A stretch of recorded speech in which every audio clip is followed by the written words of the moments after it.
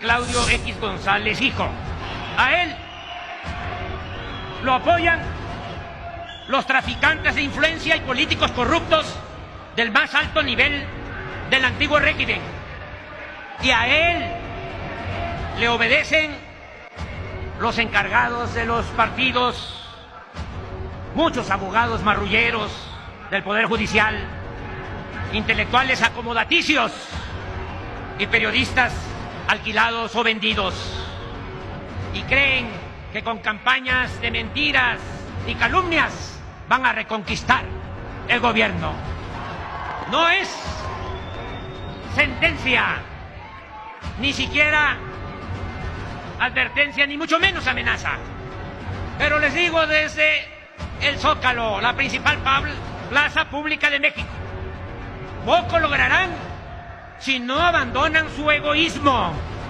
No llegarán lejos si no comprenden e internalizan que el dinero y lo material es efímero, que la felicidad verdadera está asociada a la bondad y a la fraternidad.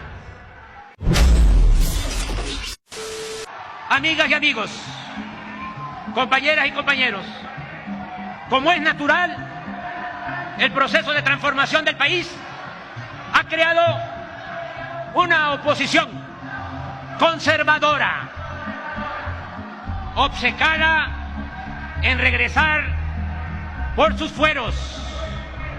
Sus líderes, sus jefes, no conciben ni aceptan que ahora se gobierna para todas y todos, y no solo en beneficio de una minoría. Siguen hablando en su demagogia, en su retórica, en nombre de la democracia, pero actúan en realidad como una oligarquía. Defienden el antiguo régimen de corrupción y privilegios de manera descarada y hasta ridícula. Nos hacen recordar la época de Antonio López de Santana, Su Alteza Serenísima. Ahora se han constituido en una especie de supremo poder conservador. El gerente de ese grupo peculiar es Claudio X González, hijo. A él lo apoyan los traficantes de influencia y políticos corruptos del más alto nivel del antiguo régimen. Y a él le obedecen los encargados de los partidos, muchos abogados marrulleros del Poder Judicial, intelectuales acomodaticios y periodistas alquilados o vendidos. Aunque a todos ellos los une el clasismo y el racismo, como paradoja, eso mismo los obnubila, les impide aceptar y ver que poco a poco, entre todos los que enarbolamos la bandera del humanismo mexicano, poco a poco fuimos promoviendo un cambio de mentalidad que se consolidó con los hechos de un gobierno guiado por ideales y principios, honesto y promotor de la justicia social. En vez de entender esta nueva realidad, en vez de aceptar que el pueblo de México se ha empoderado y no quiere seguir siendo vasallo de nadie, los reaccionarios de nuestro tiempo cada vez enseñan más el cobre, ofenden la inteligencia de la gente, insultan, actúan con prepotencia y creen que con campañas de mentiras y calumnias van a reconquistar el gobierno. Tan sencillo que sería el que ofrecieran disculpa por todas sus fechorías y sinceramente se comprometieran a cambiar, a no discriminar a nadie, a no humillar, a no engañar ni a robar a los demás. No es sentencia, ni siquiera advertencia, ni mucho menos amenaza. Pero les digo desde el Zócalo, la principal plaza pública de México, poco lograrán si no abandonan su egoísmo y aprenden a respetar y a amar a sus semejantes. No llegarán lejos si no comprenden e internalizan que el dinero y lo material es efímero, que la felicidad verdadera está asociada a la bondad y a la fraternidad. Mientras ellos no acepten y practiquen estos preceptos y nosotros los mantengamos y los reafirmemos, nada ni nadie podrá vencernos. Antes podían imponerse con trampas o con el uso de la fuerza y del dinero, pero eso ya no funciona. Tampoco les sirve apostar a la propaganda tendenciosa y vulgar.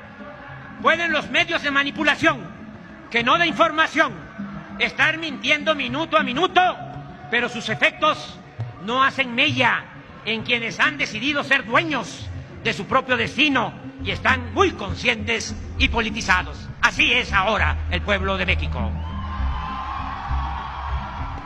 Pero también nosotros no debemos apartarnos de nuestros ideales y principios y nunca olvidar dos frases pronunciadas por Benito Juárez y por Ricardo Flores Magón, que son la esencia misma de nuestro quehacer político.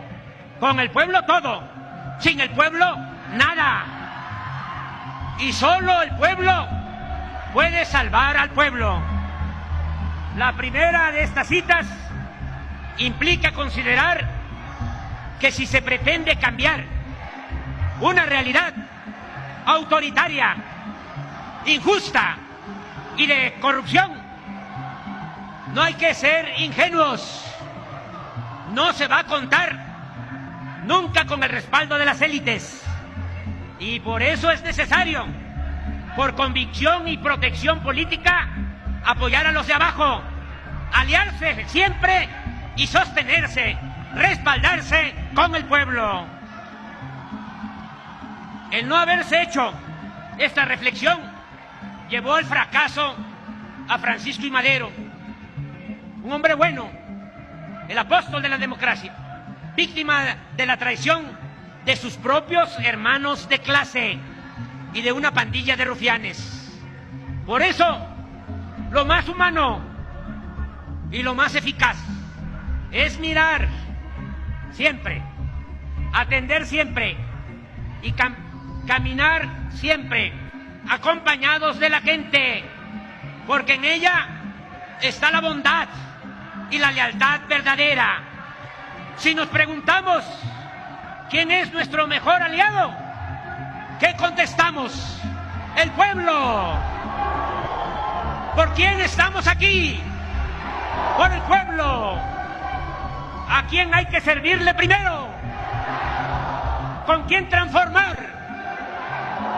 ¿En quién confiar? ¿Quién nos protege? ¿Qué somos? No se oye. Muchas veces. Pueblo, pueblo, pueblo. Gracias, pueblo. ¡Que viva la Cuarta Transformación! ¡Viva México! ¡Viva México! ¡Viva México!